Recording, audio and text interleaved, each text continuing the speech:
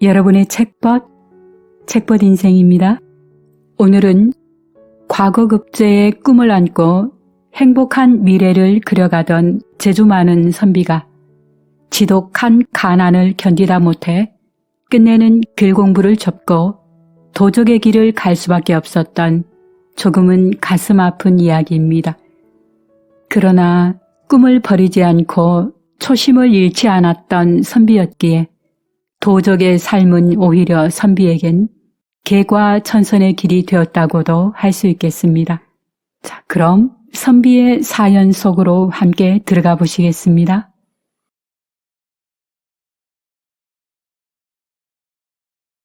큰 재주를 지녔지만 집안이 너무 가난하여 삼순구식하며 늘 해진 옷을 입고 다니는 선비가 있었다.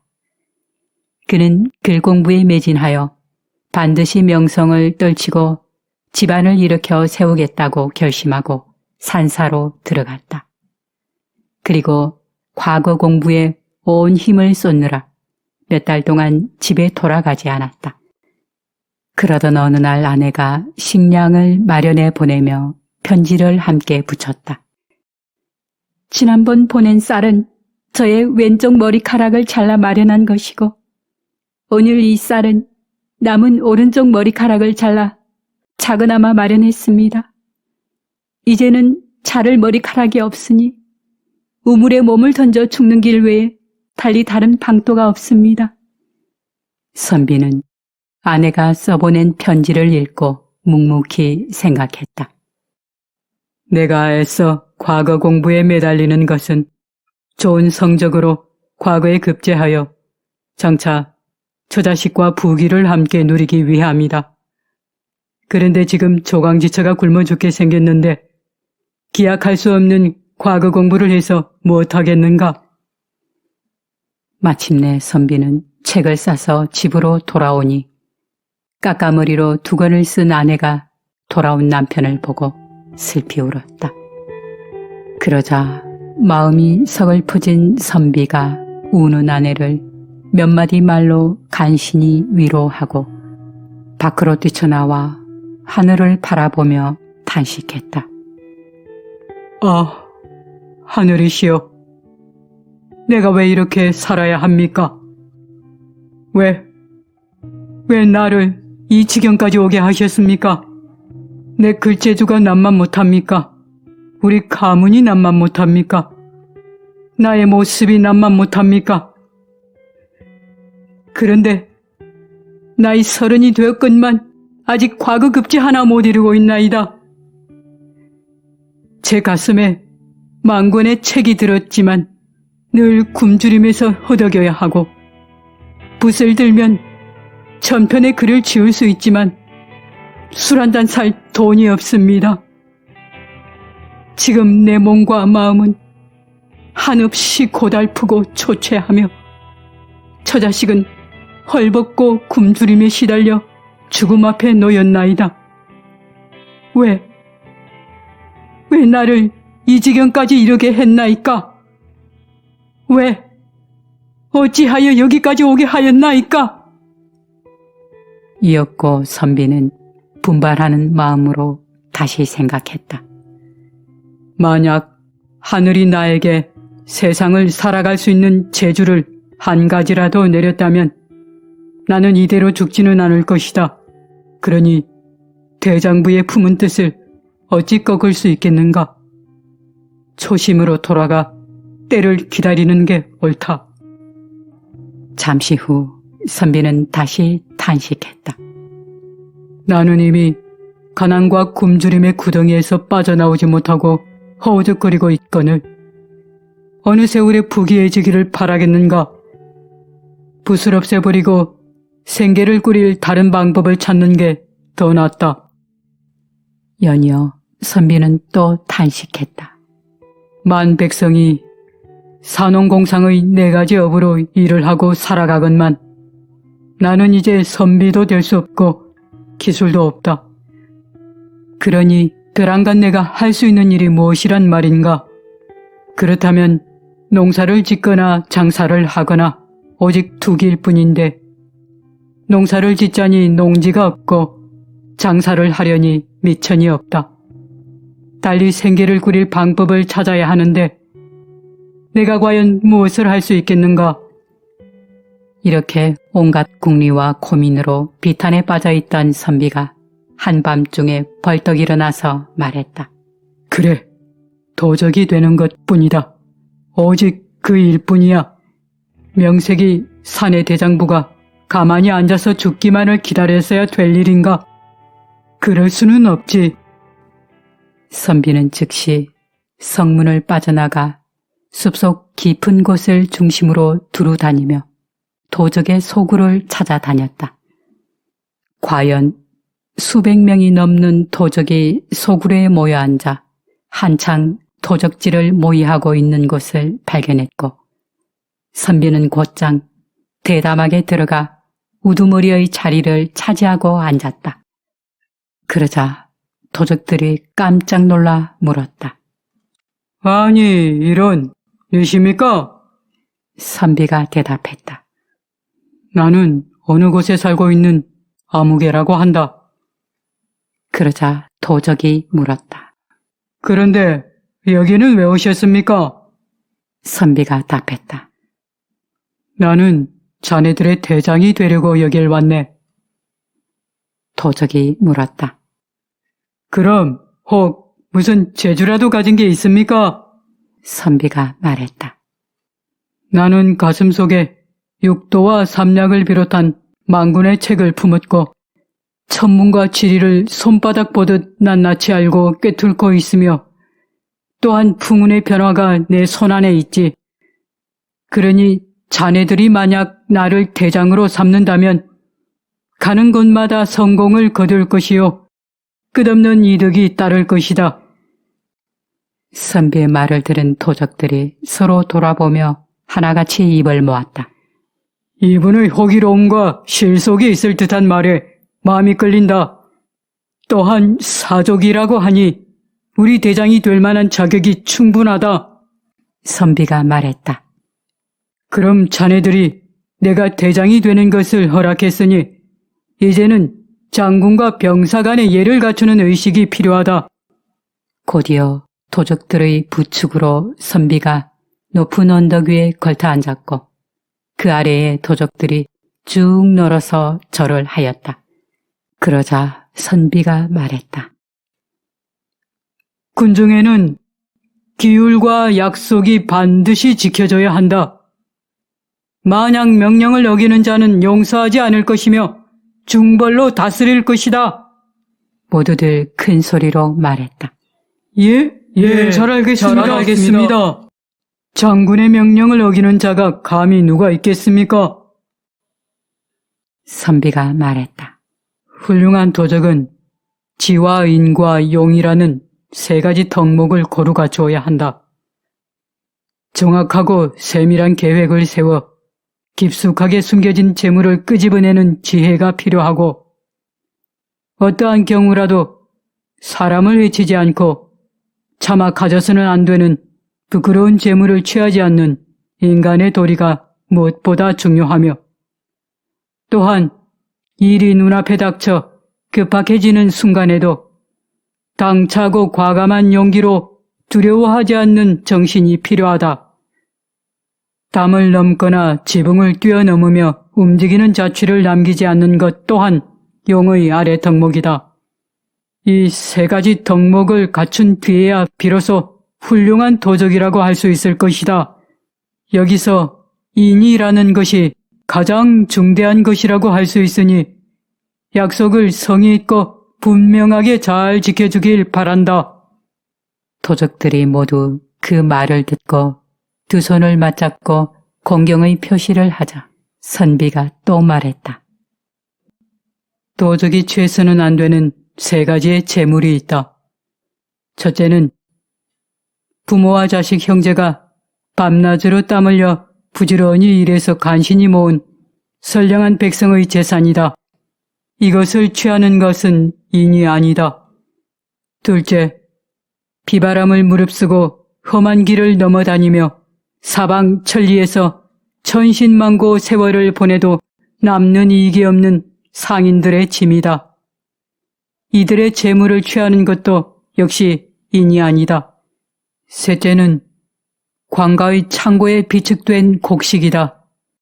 이것은 나라를 위해 만 백성이 바친 것으로 이 재물은 곧 백성의 피와 땀이니 이것을 취한다면 나라의 쓰임이 모자라 백성의 고혈을 거듭 착취할 것이니 이 재물을 취하는 것은 가장 안 될 것이며 결코 있어서는 안 된다. 우리가 탐내도 좋은 재물은 오직 임기를 마치고 떠나는 고을 수령이 챙겨가는 짐과 그리고 권력과 세력을 가진 가문의 뇌물이다.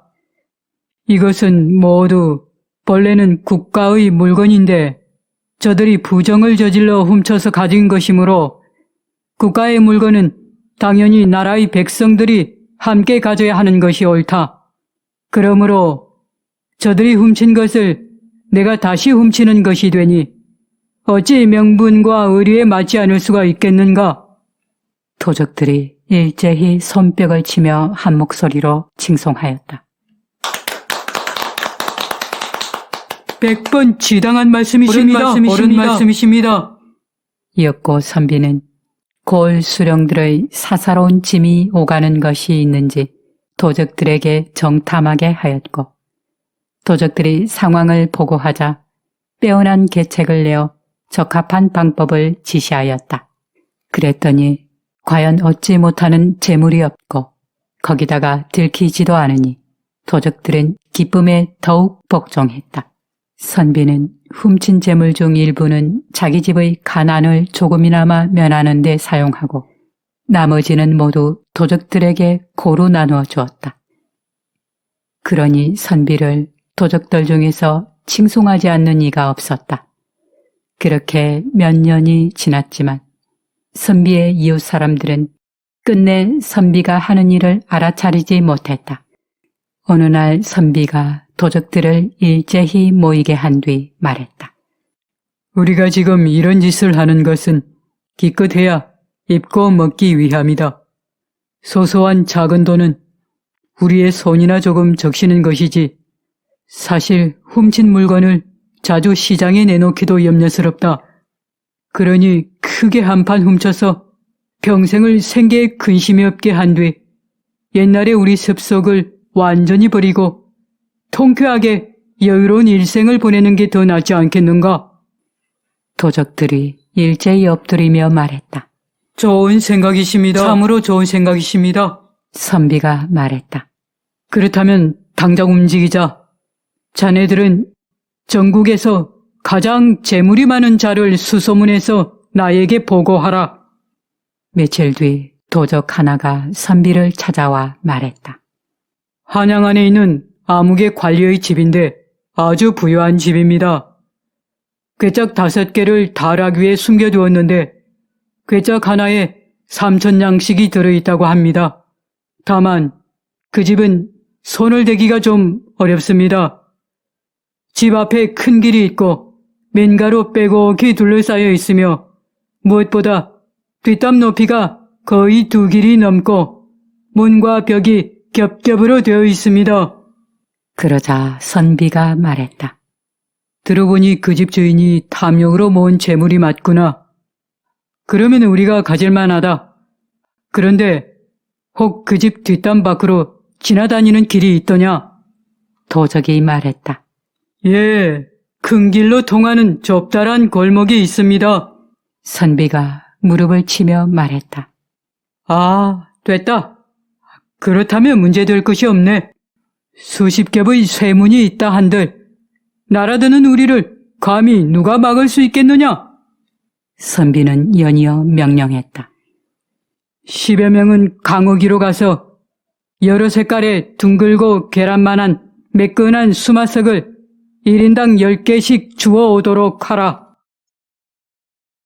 도적들이 돌을 주워 오자 선비는 그들 10명에게 나누어 간직하게 한 뒤 또 명령하였다.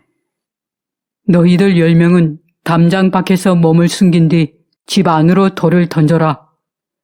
첫날에는 한 번씩만 던져라. 둘째 날은 2번씩 던지고 그 다음 날은 한 번씩 더 던지고 5째 날 이후부터는 5번을 넘기지 않도록 유의하라.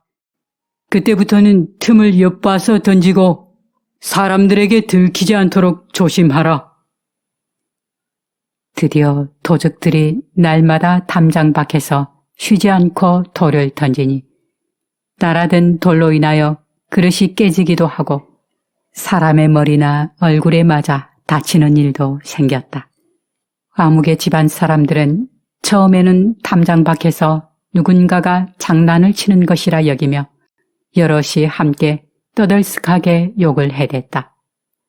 그러나 얼마 뒤에는 이상한 생각이 들자 괴상하게 여기기 시작했고 결국은 온 집안 사람이 놀라고 두려워하며 공포에 떨기 시작했다. 드디어 사람들은 집에 귀신이 들렸다는 생각에 이르렀다. 그러자 도적이 선비인 두목에게 보고했다. 그 집에서 소경을 불러다 점을 치고 있습니다. 그러더니 며칠 뒤에는 무당이 구슬한다는 보고가 들어왔고 또 얼마 뒤 집안 식구들이 재앙을 피해 다른 곳으로 떠날 궁리를 하고 있다는 보고가 들어왔다. 또 며칠 뒤에 도적이 와서 말했다.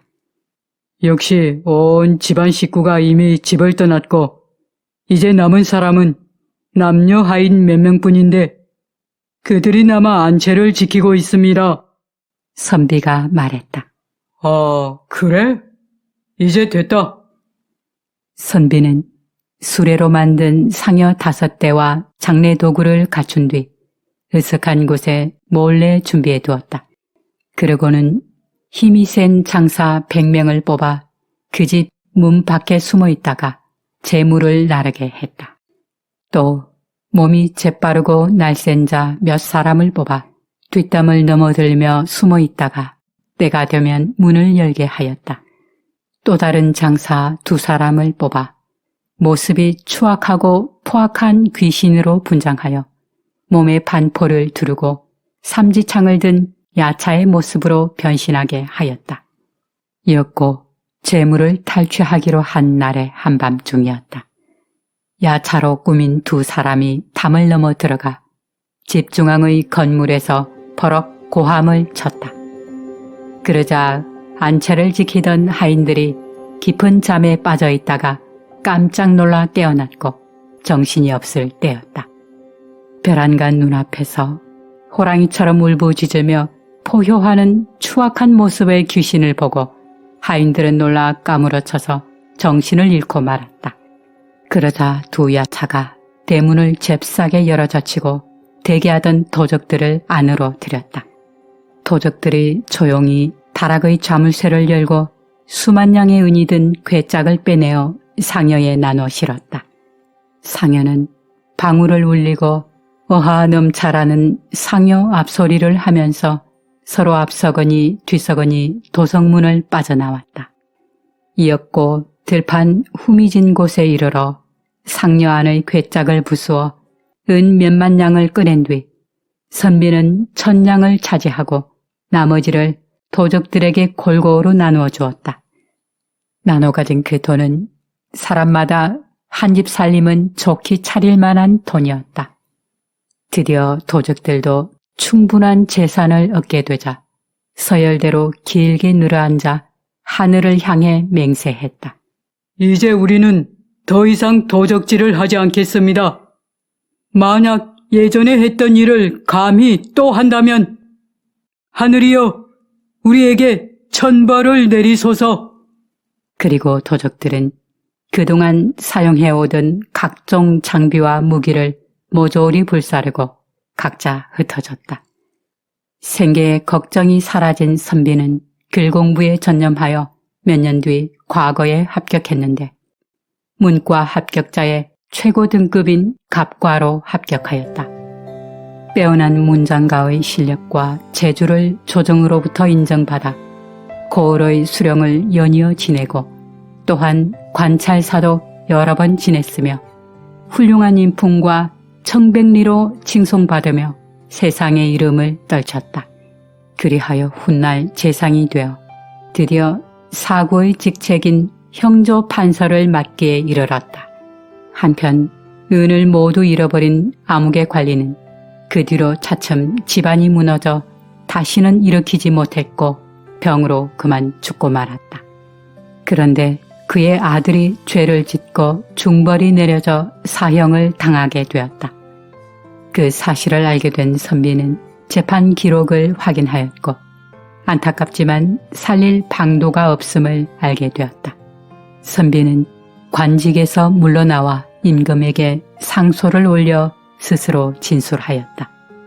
신은 소시적에 가난과 굶주림을 못 이겨 도적무리에 들어갔다가 이 사람 집안의 재물에 힘입어 목숨을 보전하고 가난을 면하게 되었으며 외람된 은혜를 입어 과거급제에 이르렀습니다.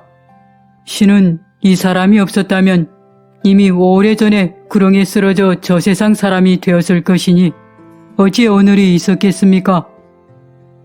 신의 깨끗하지 못한 예전의 행동은 나라의 기강을 해치는 중죄이기에 만번 죽어도 죄를 갚기에 어려움이 있다는 것을 잘 알고 있사옵니다.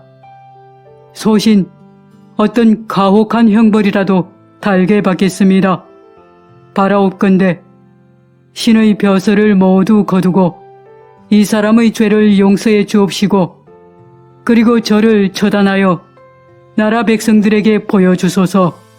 또한 신이 거느렸던 수백 명의 도적대가 일시에 해산함으로써 나라의 군사를 동원하는 위급한 일이 사라지고 백성들의 약탈을 막게 된 것도 실로 이 사람 집 재물의 공로이오니 부디 죄를 용서하시어 목숨을 살리는 쪽으로 논의하여 주시길 간절히 바라옵니다.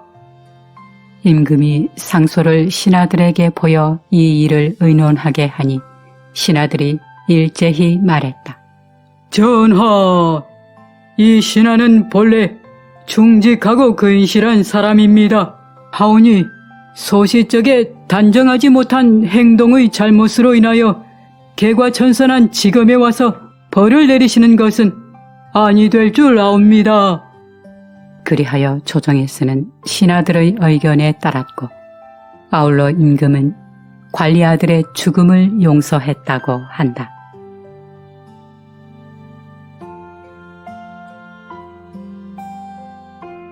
유익한 시간 되셨는지요?